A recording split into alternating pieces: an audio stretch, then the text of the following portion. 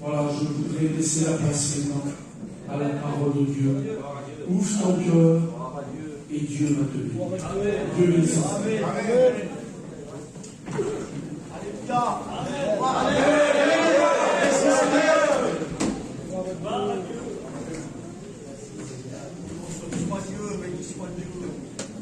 Merci Seigneur. Mon cœur est vraiment béni dans cette journée. C'est une journée de bénédiction. Un rendez-vous béni. Il y a dans le monde des rendez-vous où on écoute des fois des mauvaises nouvelles. Et puis on se dit, mais ça, je n'aurais pas été. Mais tu as bien fait de venir. Tu as bien fait de venir. Comme le cantique le disait juste avant, aucun mur ne pourra empêcher la bénédiction de venir dans ton cœur. Amen. Cette journée-là, elle est faite pour vous. Je voudrais, comme l'a dit le frère, remercier le frère Champion et toute l'équipe. Que Dieu vous bénisse, les frères. Amen. Vous savez, lorsqu'on regarde une montre, il y a des fois le cadran, les aiguilles, et puis on voit les deux aiguilles qui donnent l'heure. Mais derrière ces aiguilles-là, si ces aiguilles-là marchent, c'est parce que derrière il y a tout un mécanisme qui fait marcher. Aujourd'hui, vous allez voir peut-être les deux aiguilles, elles vont donner. Mais derrière ça, il y a tout un mécanisme que Dieu a rassemblé. Il y a toute une équipe de frères qui marchent ensemble. Et c'est pour ça qu'on a une jeunesse, les frères. Amen. Ça marche. Amen. Si vous savez comment je suis béni dans cet après-midi, comment mon cœur est touché de voir cet enthousiasme qu'il y a autour de la parole de Dieu. Sans non plus tarder, j'aimerais prier le Seigneur. Vous voulez prier Dieu? On va demander à Dieu son assistance. Dieu est là pour nous bénir. Dieu est là pour nous remplir. Je demandais à un frère prier Seigneur pour moi. Je suis content, on a un frère ancien au milieu de nous. Il est souvent là avec nous dans les rangs jeunesse. Il a amené aussi les jeunes. Et je voudrais qu'il se lever, prier le Seigneur pour moi. Viens, David, ici, viens, prier le Seigneur. Viens, viens. Seigneur, merci à Dieu, alléluia, la gloire, amen, la gloire, Seigneur. Alors, prions ensemble, s'il vous plaît. Bénissons, Seigneur. La première fois,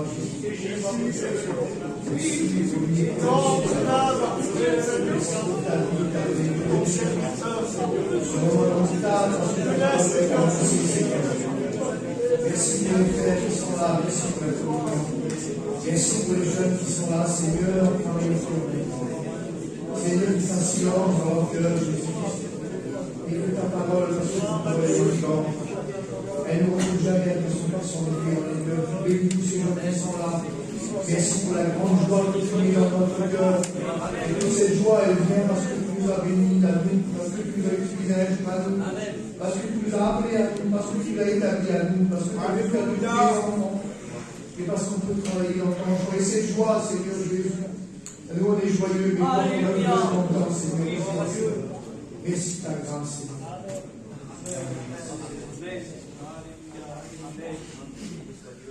Merci Seigneur. Gloire à Dieu. Il y a un message qui est tombé dans mon cœur depuis quelques années. Et Dieu m'avait donné une pensée. Et j'ai laissé cette pensée germer dans mon cœur. Et Dieu, de temps en temps, venait puis alimenter cette pensée. Il venait l'enrichir et l'enrichir. Et devant le message que Dieu était en train de me donner, j'attendais impatiemment qu'on me demande de faire un rallye jeunesse. Et puis, aujourd'hui, je voudrais vous parler du mariage. Amen. Vous allez écouter de nouveau. Mais on a besoin de se rappeler les choses. Vous avez vu, parfois, nous avons un carnet de santé, et puis il y a le carnet de vaccination, et puis souvent de fois, il faut savoir si on est à jour sur les rappels. Eh bien, je voudrais que cet après-midi, ce soit une mise à jour. Amen. Une mise à jour, savoir où on en est des fois dans notre fréquentage. Où on en est des fois avec l'évangile, où le Seigneur, il est avec nous. Parce que toute notre vie, on nous a installés devant des histoires. Et ça terminé bien souvent comme ça. Toute notre vie, nous avons écouté ça. Ils se marièrent et vécurent heureux. Ils se marièrent et vécurent heureux. Pourquoi c'est le mot heureux qui est cité et non pas un autre mot? Parce que le mot heureux, aussi bien en grec ou en hébreu, veut dire la même chose. Veut dire bénédiction. Amen. Oui, le mariage est synonyme de bénédiction. Le mariage est une bénédiction. Mais je dois vous dire que ce n'est pas toujours le cas. Vous savez pourquoi? Parce qu'il n'est pas fondé parfois sur le bon fondement. Il n'est pas fondé sur le bon fondement. Et à cause de cela, il y a des sondages aujourd'hui, des chiffres qui sont donnés, où 45% des mariages finissent par les divorces. 45% des mariages vont finir par les divorces. Aujourd'hui, je sais très bien que ce thème de message vous fait rire. Mais je vous dis que c'est vrai, que bien souvent de fois, si on n'en parle pas, beaucoup versent des larmes, beaucoup pleurent, beaucoup souffrent. Et nous voulons vous faire éviter ces souffrances. Vous savez, c'est Paul qui disait ça à Timothée, exhorte les jeunes filles comme des jeunes sœurs. Eh bien, on veut vous exhorter simplement comme des jeunes sœurs et des jeunes frères. Amen. Nous avons des conseils qui sont dans la Bible. Amen. Et nous voulons vous les donner. Nous voulons vous donner les meilleurs des conseils pour que ça puisse marcher.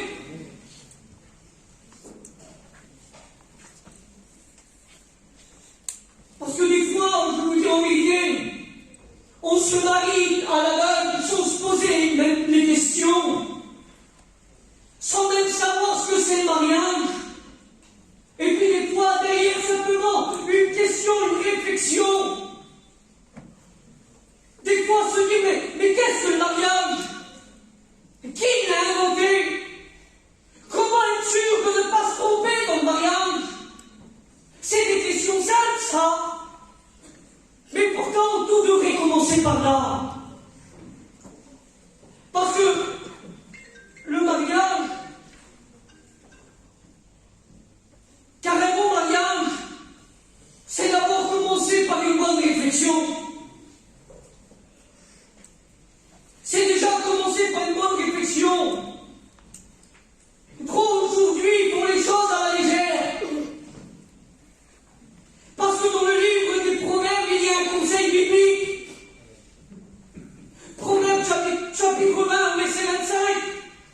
C'est un piège pour l'homme que de prendre à la légère un engagement sacré et de ne réfléchir qu'après avoir fait un vœu. La Bible nous amène à avoir de la réflexion. S'arrêter et réfléchir. C'est pour cela qu'il faut bien réfléchir. Parce que le mariage n'est pas le code de la route.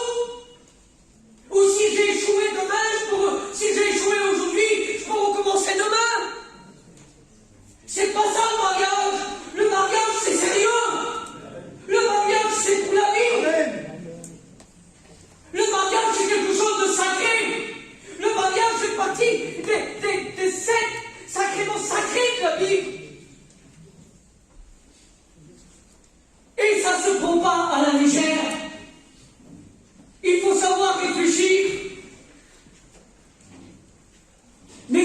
mariage.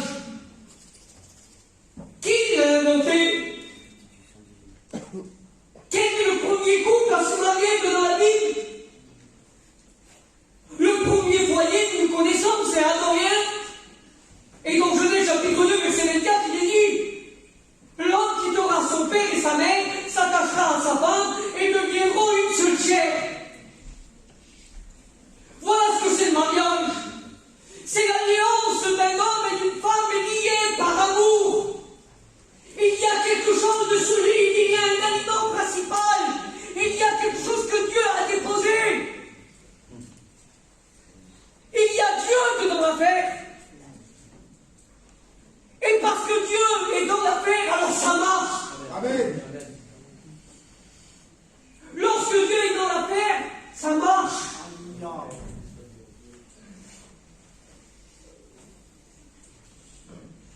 Les hommes aujourd'hui ont pris la place de Dieu. Parce que celui qui a inventé le mariage, ce n'est pas les hommes. C'est Dieu lui-même. C'est Dieu qui en est l'auteur. C'est lui qui a fondé le premier couple. Il a créé l'homme et puis il a dit: il n'est pas bon que l'homme soit seul. Je vais lui créer une aide semblable à lui. Et l'homme a besoin d'être aidé. L'homme a besoin d'aide, mais pourquoi? Parce que Dieu avait des projets pour eux. Dieu avait des choses à leur confier. Dieu avait des choses à leur confier, à mettre dans leurs mains. Et aujourd'hui, voilà, les hommes veulent prendre la place de Dieu. Et ils valident des mariages que le ciel ne valide pas. Jeune fille, jeune garçon, avez-vous déposé votre dossier de mariage au pied de l'Éternel? Est-ce que tu as pensé à le faire? Est-ce que tu as pensé à lui amener ce projet-là?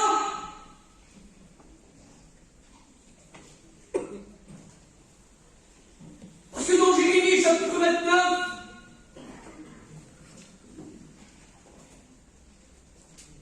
j'aimerais vous dire ça: ne laissez pas le diable s'introduire au milieu des projets que Dieu a pour vous. Amen. Ne laissez pas le diable s'introduire au milieu des projets que Dieu a pour vous.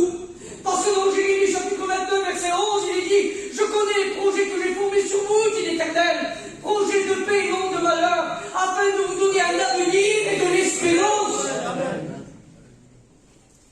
Dieu a des projets de bénédiction. Dieu a des projets pour ton avenir, des projets dans lesquels tu dois espérer. Veille sur les projets, veillez sur les projets que Dieu a pour vous. Veillez. On a besoin de veiller.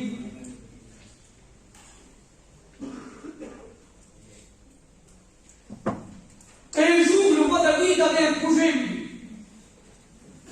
Il avait un projet pour Dieu. Le roi David avait un projet de construire une maison pour l'Éternel. Il avait tous les moyens, de le faire.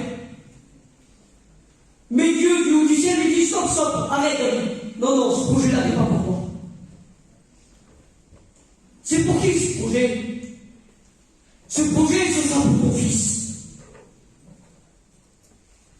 Dieu, dans son ciel de gloire, avait déjà un projet pour Salomon, alors que Salomon n'était pas né. Il n'était même pas né que Dieu déjà a révélé à David le projet que Dieu avait pour son fils. Vous savez qu'avant votre naissance, Dieu a des projets pour vous. Que dans le ciel, Dieu a dessiné des choses pour vous. Vous trouverez ça dans 2 Samuel chapitre 7, verset 12. Et vous verrez.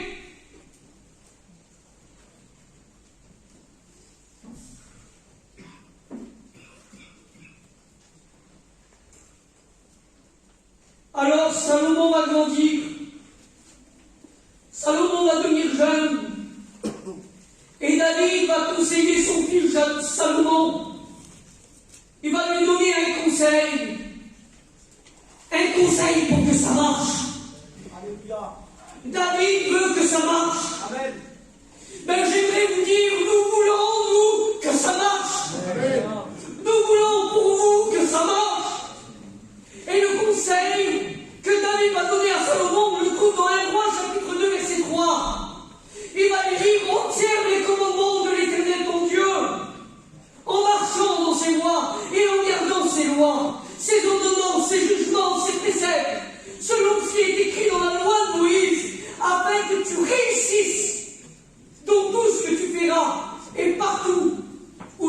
tournera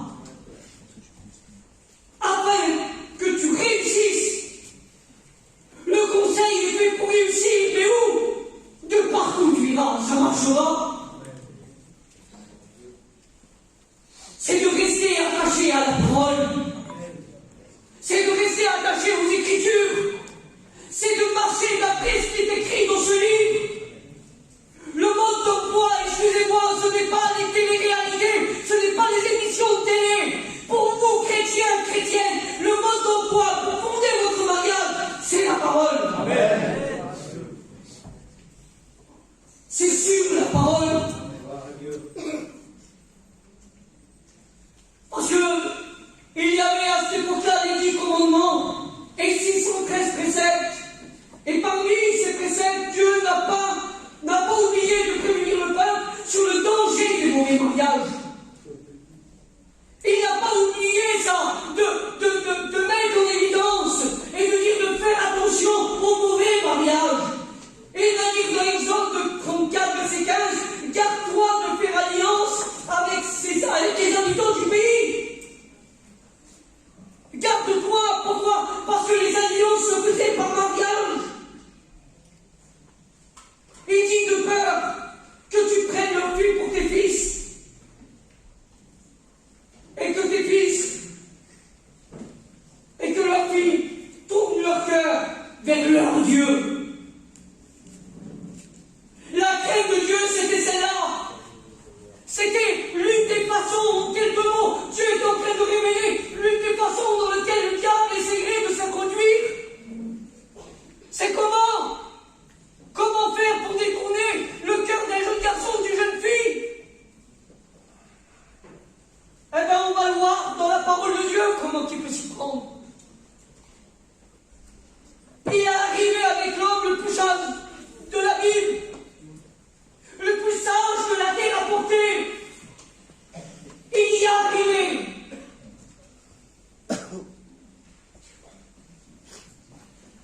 1 Roi chapitre 3, verset 9. C'est la prière de Salomon. Vous voulez écouter la prière de ce jeune garçon? Est-ce que vous voulez savoir? Amen. Alors écoutez ce qu'il va dire au verset 9. Accorde à ton serviteur un cœur intelligent. Amen. Quelle belle demande. Donne à ton serviteur un cœur intelligent, Seigneur. Et au verset 10, il dit que cette prière, cette demande de Salomon, plut à l'Éternel. Amen. Il y a des prières qui plaisent à Dieu. Lorsqu'on demande quelque chose, non pas pour notre intérêt, mais pour que dans la vie que Dieu nous a donnée, pour que ça puisse marcher, ça plaît à Dieu. Amen. Ça plaît à Dieu. Mais écoutez ce qu'il est dit dans 1 Roi, chapitre 11, verset 6. Salomon ne suivit point pleinement l'Éternel. Je comprends plus rien. Je comprends plus rien, mes frères. Salomon, il prie, Seigneur, donne-moi un cœur intelligent. Et un peu plus loin, c'est un garçon qui ne suit plus pleinement l'Éternel. Mais qu'est-ce qui s'est passé?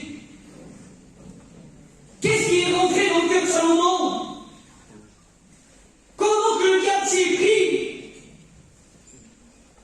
Eh bien, écoutez, chapitre 11, verset 1er.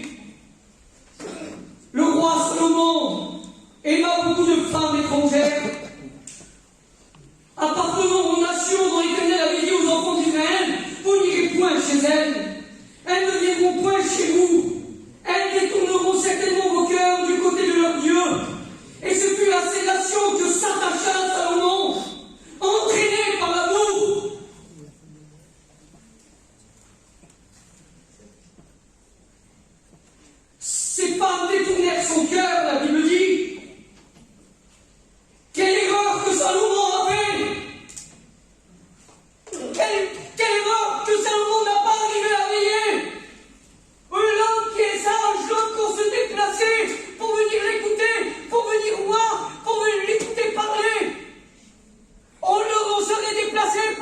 chanter, on serait déplacé pour l'écouter témoigner.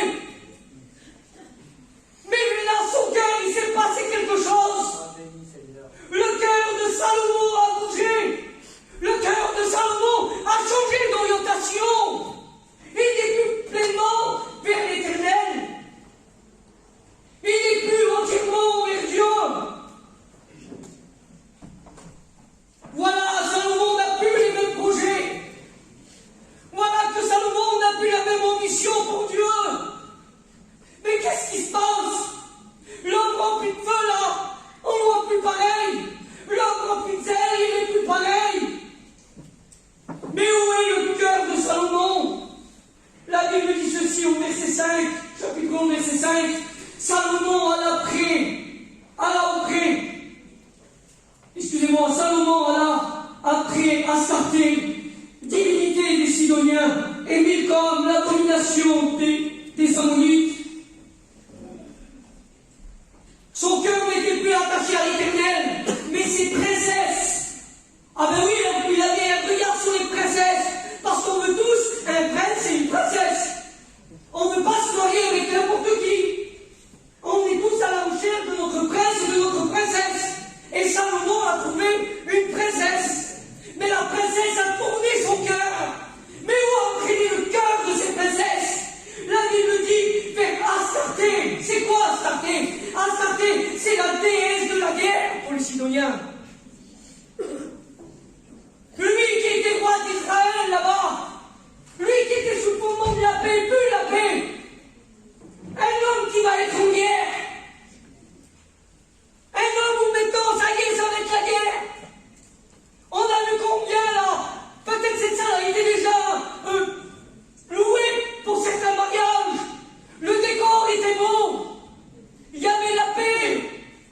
C'était tranquille. Mais voilà, le cœur a été désorienté et dans le foyer, c'est la guerre. C'est la guerre. C'est les querelles. C'est les jalousies. Pourquoi? Parce que on n'a pas les mêmes sentiments, on n'a pas la même orientation. Il en a vers Milcom, qui veut dire devenir reine ou roi. Ah ben oui, on veut savoir qui va régner dans le foyer.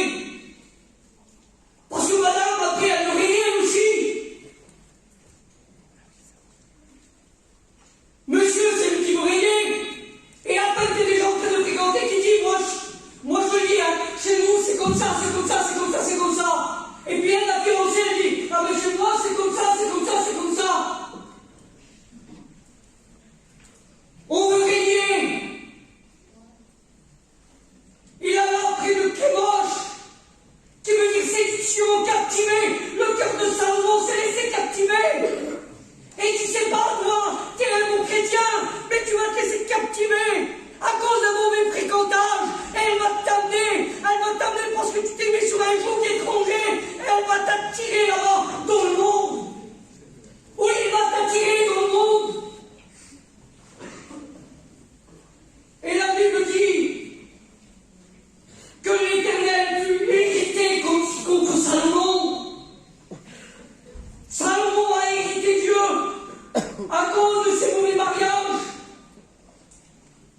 Il l'a irrité là. Ben oui, lui aussi avec sa princesse, il croit qu'il pleurait de bleu.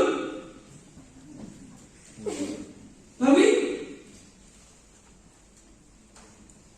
Jasmine aussi croyait qu'il pleurait de bleu.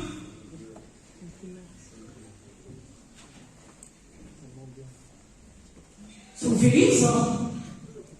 Elle chante, ben oui, elle a la tête dans les nuages, elle chante le bleu.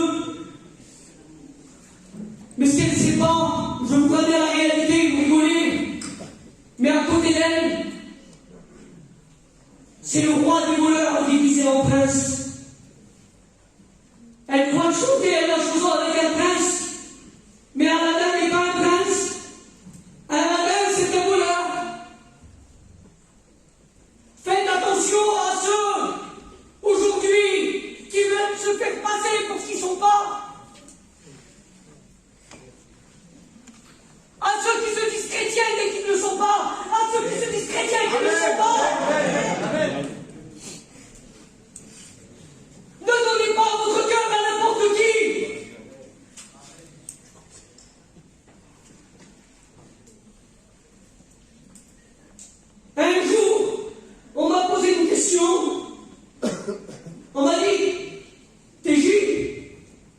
fréquente avec un garçon. Il est chrétien. Oui, il est chrétien. Mais comment je dois faire pour savoir si c'est bon? Angélique, je vais te donner un conseil. Tu ne pourras pas te tromper. Ce conseil-là, il est certain. Certain. Tu rentres chez toi, tu prends ta Bible et tu lis l'évangile de Matthieu, l'évangile de Marc, l'évangile de Luc, l'évangile de Jean. Lis-les et imprègne-toi du caractère de Jésus.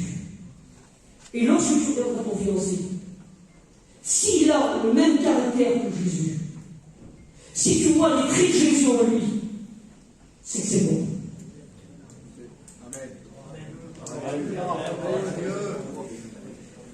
C'est que c'est bon. Jeune garçon, lis ta Bible, regarde le caractère de Jésus. Inclinez-vous. Celui-là sera bon. Il y en a trop aujourd'hui, je dois le dire de mon Dieu que c'est vrai. Il y en a trop aujourd'hui qui ont pleuré.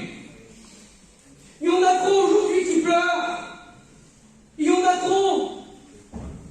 Et à cause du mauvais mariage, Salomon a irrité Dieu. C'est-à-dire qu'il a énervé, il a agacé, il a poussé Dieu à bout. N'essayez pas de pousser Dieu à bout devant les décisions. Quand Dieu dit non, c'est non.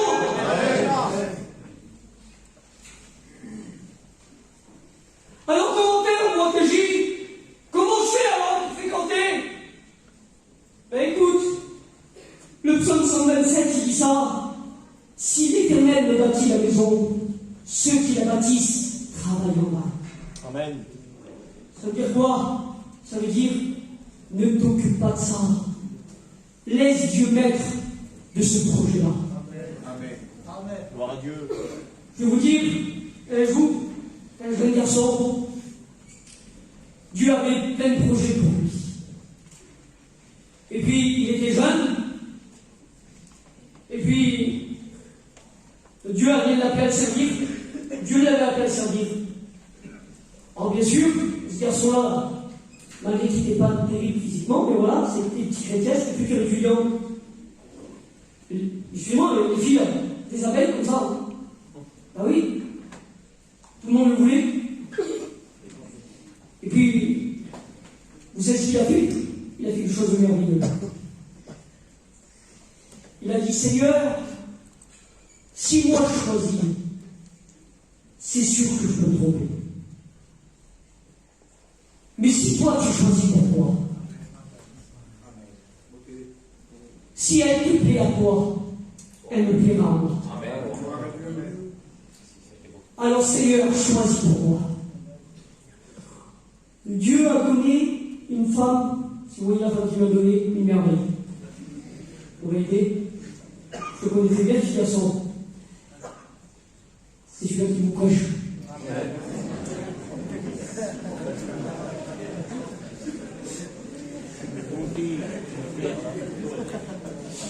Et encore là, je vous dis que c'est vrai. Quand Dieu est dans l'affaire, ça marche. Ne laissez pas le diable venir s'introduire. Non, faites attention, veillez sur les projets de Dieu à beaucoup. Parce qu'aujourd'hui, Seigneur, ne prends pas le risque de construire toi-même ta maison. Ne prends pas le risque, non. Laisse-Dieu choisir ton fiancé, laisse-Dieu choisir ta fiancée, laisse-Dieu construire ton foyer qu'il a envie de te construire. Il a tout mis en œuvre. Il a les moyens de le faire. Fais-lui confiance. Amen. Il a tous les moyens de le faire. Fais-lui confiance. Arrête de chercher comme quelqu'un qui désespère. Arrête, t'es là. Excusez-moi, mais t'es tout jeune. T'es là, t'es en train de chercher sur Snap, sur Instagram, sur Twitter, sur tous les réseaux sociaux. Et tu cherches et tu regardes. Mais au milieu de toutes ces roses que le diable te présente, il y a des épines dans lesquelles tu vas te piquer et tu vas te faire mal. Amen.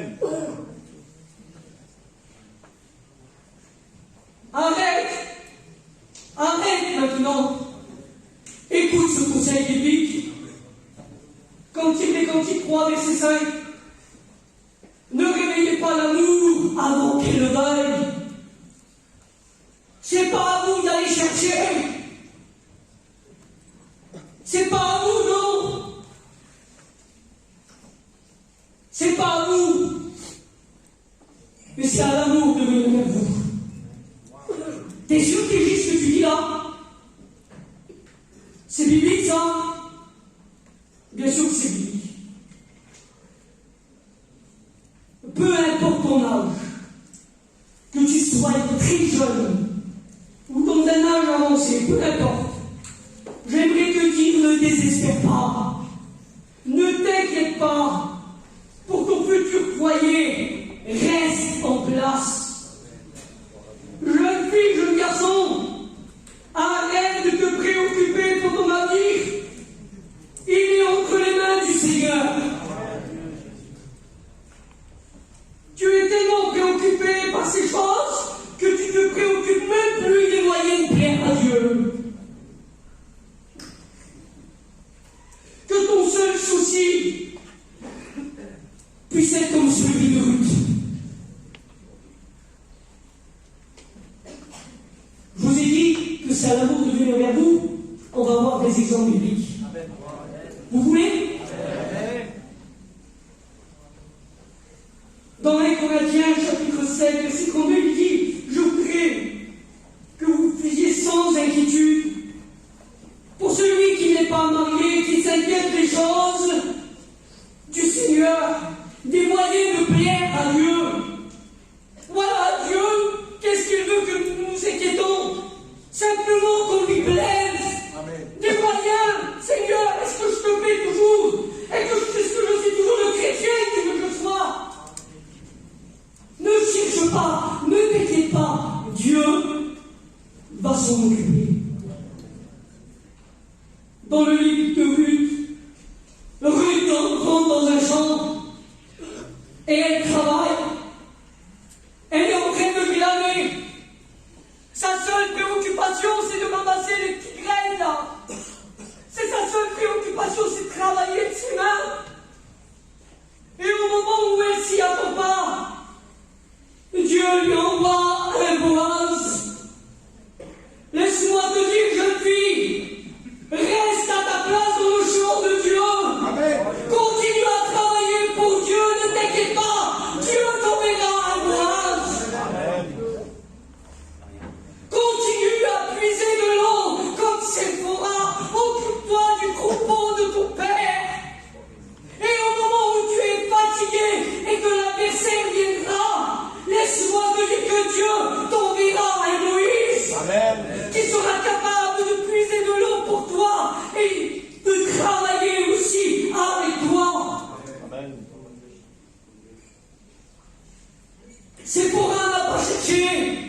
Ruth n'a pas cherché, non. Mais Dieu leur a envoyés. Continue, jeune garçon, à être comme Jacob. Médite dans le champ. Médite. Réfléchis dans le champ. Continue. Pourquoi? Dieu m'a envoyé une Rebecca. Dieu m'a envoyé une Rebecca. Jacob, pourtant il est âgé, vous allez peut-être rire. Jacob a 40 ans. 40 ans, il n'a pas 15 ans, il n'a pas 16 ans. 40 ans, on peut dire c'est fini. Il faut que tu te prennes, Jacob, mais non.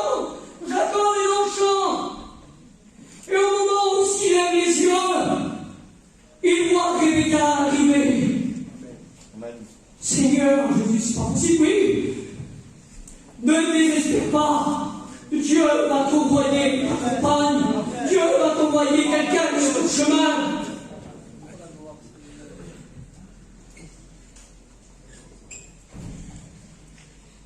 Mais pourquoi Jésus prêchant? Pourquoi tu prêches ce message? Vous savez pourquoi je prêche? Parce que écoutez qu'est-ce qu'il dit dans 1 Timothée chapitre 5 verset 14. Je veux donc que les jeunes se marient laissé aucune occasion de médire. Trop ont donné à l'ennemi l'occasion de médire. Aujourd'hui, le diable, excusez-moi, parce que le mot médire, ça veut dire calomnier, critiquer, ça veut dire dénigrer, diffamer, ça veut dire traîner dans la boue. Trop aujourd'hui, à cause des mauvais mariages, le diable est en train de se moquer, le diable est en train de calomnier, le diable est en train de faire pleurer des foyers, le diable est en train de les traîner dans la boue. Mais nous voulons donner aucune occasion au diable de médire, non. Nous voulons le faire taire. Amen. Et pour le faire taire, vous voulez faire taire le diable. Amen. Vous voulez pas qu'il vous traîne dans la boue. Alors écoutez, prenez le conseil de la parole de Dieu.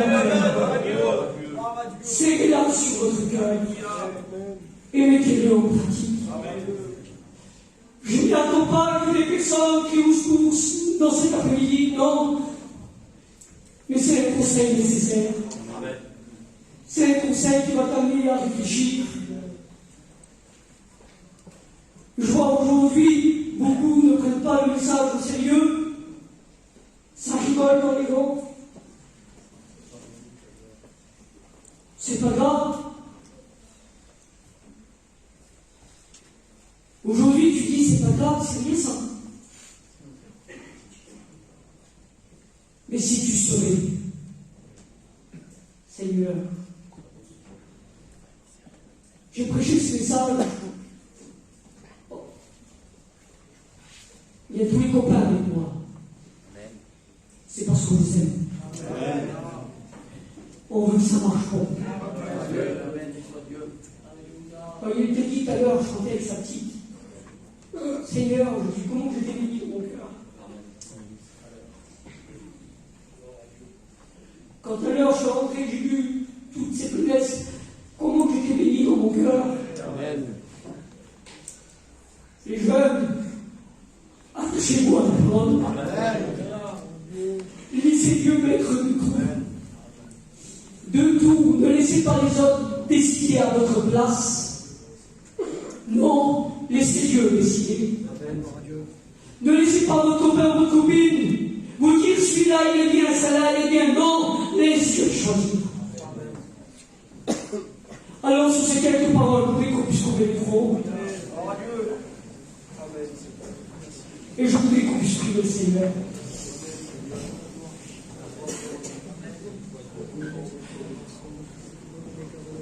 Un jour, il est resté trop groupé. Un jour, on est venu lui poser la question.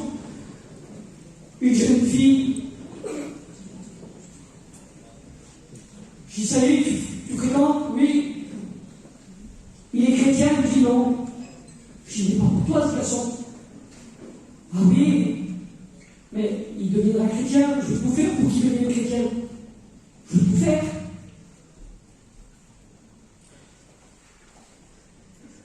Elle est partie, elle s'est mariée, elle n'a pas écouté le conseil.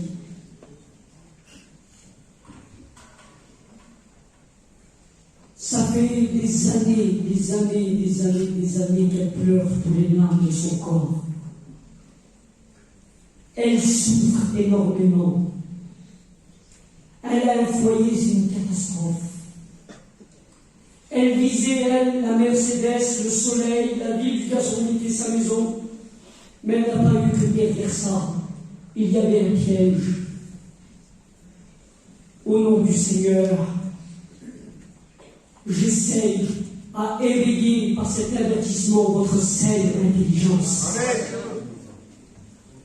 Seigneur Jésus, merci pour ta parole.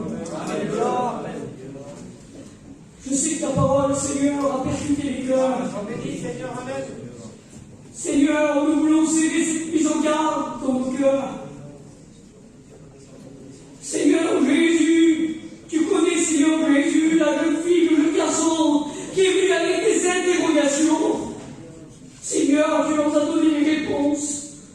Seigneur Jésus, que ce soit toi seul qui puisse fonder, toi seul qui sois le maître de leur vie, toi seul qui dirige tout. À toi qui est l'honneur, la gloire. Bénis nos jeunesse, Seigneur. La gloire te revient sur nous. Amen. La gloire est à Dieu. Amen. Merci Seigneur. Priez le Seigneur. Il y a peut-être des foyers,